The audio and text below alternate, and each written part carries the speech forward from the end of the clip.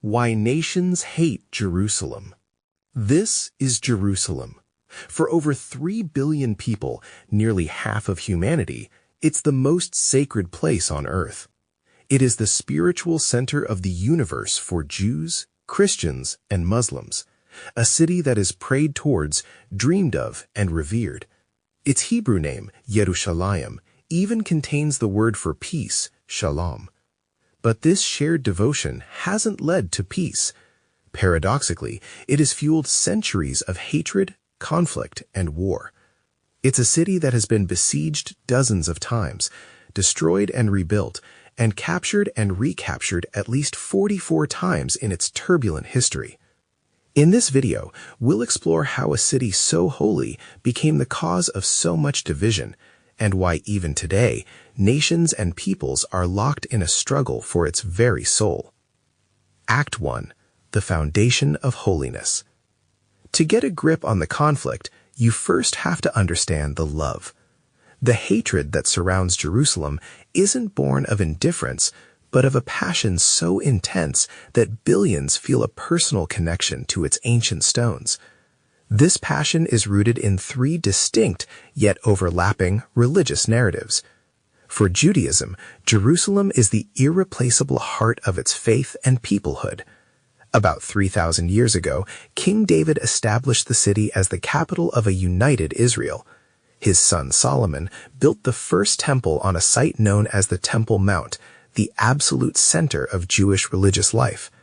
This is believed to be the exact spot where Abraham, a patriarch to all 3 faiths, prepared to sacrifice his son Isaac. After the first temple was destroyed, a second temple was built on the same spot, standing for centuries until the Romans destroyed it in 70 CE. All that remained was a single retaining wall, known today as the Western Wall, the holiest site where Jews can pray. For millennia in exile, Jews have prayed facing Jerusalem, a powerful symbol of loss and a promise of return. For Christianity, Jerusalem is the literal stage where the faith's most sacred events unfolded. It's the city where Jesus of Nazareth preached, was crucified, and, as Christians believe, was resurrected from the dead. The Church of the Holy Sepulchre, one of the most revered sites in all of Christendom, stands over Golgotha, the hill of the crucifixion, and the tomb where Jesus was laid to rest. The Via Dolorosa, or Way of Sorrows, winds through the Old City, marking the path Jesus is believed to have walked to his death. For Christians, Jerusalem isn't just a historical landmark, it's the birthplace of their salvation. For Islam, Jerusalem is the 3rd holiest city, after Mecca and Medina. The same plateau that is the Temple Mount for Jews is known to Muslims as the Haram al-Sharif, or the Noble Sanctuary.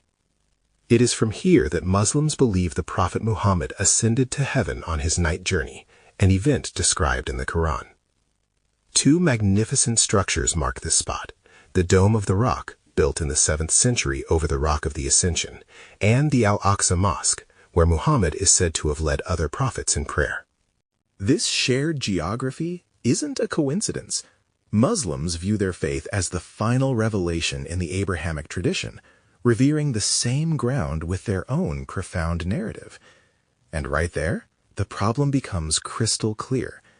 These aren't just 3 different stories about 3 different places.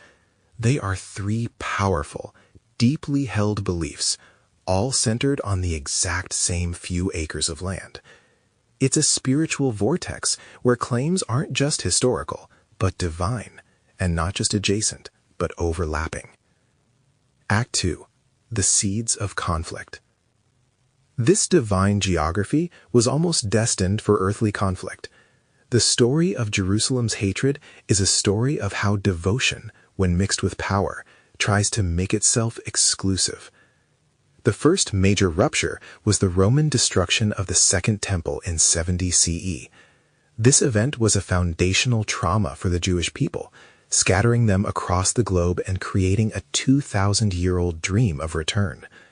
For many early Christians, however, the temple's destruction was seen as theological proof that God had formed a new covenant through Christ. This laid the groundwork for a theology where Christian control of Jerusalem was viewed as a divine right. When Islam rose in the 7th century, a new power entered the city.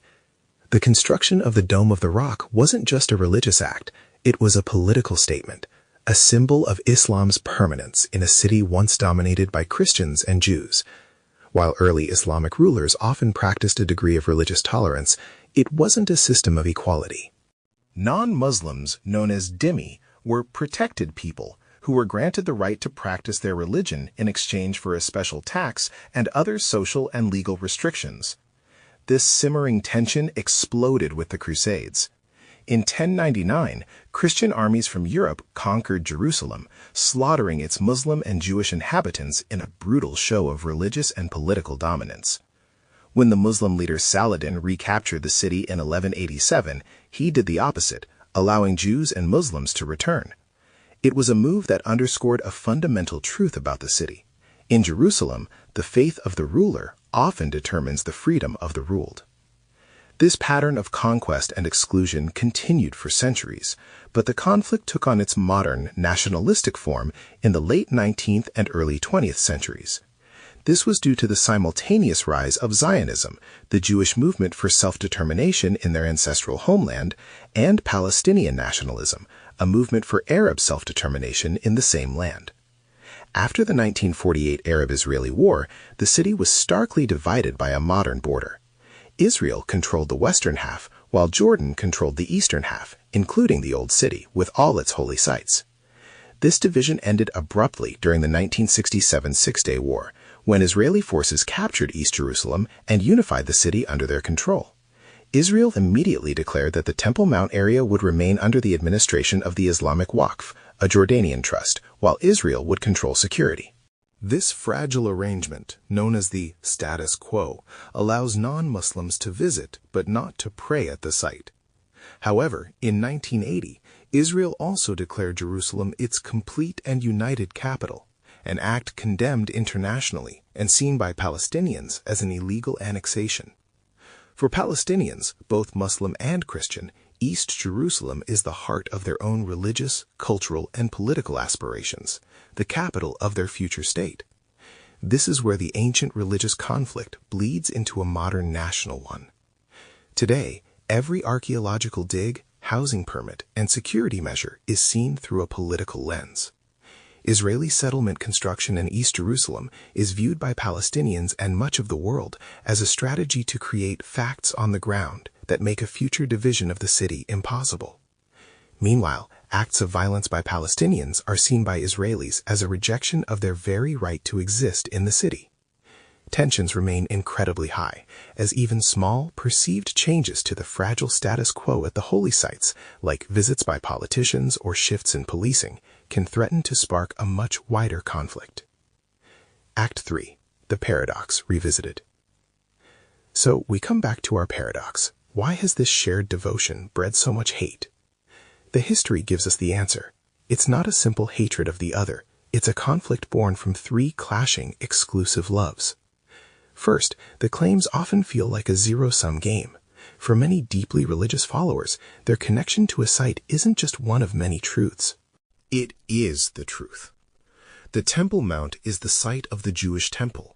The Haram al-Sharif is the site of the Prophet's ascension. They are the same place. To fully acknowledge the other's claim can feel like diminishing your own. Compromise on land is a political act.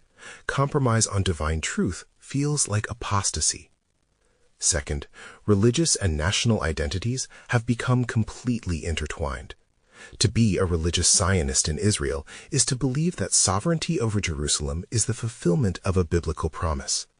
To be a Palestinian, whether Muslim or Christian, is to see the Al-Aqsa Mosque or the city's ancient churches as symbols of your enduring national heritage in the face of occupation. The fight for a holy site has become a fight for national survival. This is why a visit by an Israeli politician to the Temple Mount can trigger immense unrest. It's perceived not as a personal prayer, but as a state's assertion of political control over a contested space. Finally, for centuries, religious monuments have been used as expressions of power. Constantine's churches, Abd al-Malik's Dome of the Rock, and modern Israeli policies have all used the city's sacred architecture to broadcast political dominance. In Jerusalem, every stone is a political statement. The conflict is not just between Israelis and Palestinians, or between Jews and Muslims. It is a conflict between competing histories, competing traumas, and competing dreams for the future, all focused on one small, ancient city. If you found this deep dive into history insightful, consider subscribing for more explorations of the complex issues that shape our world. And let us know your thoughts in the comments below.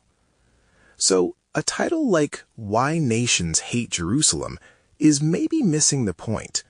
Nations don't hate Jerusalem. They love it too much. They love it exclusively.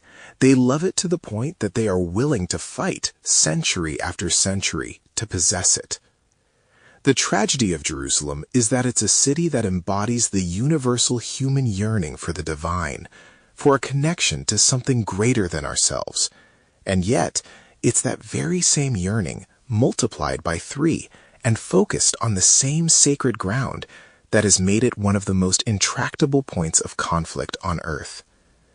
With such deeply entrenched beliefs and histories, what does the future hold for Jerusalem? Can a city so intensely loved by so many ever find peace?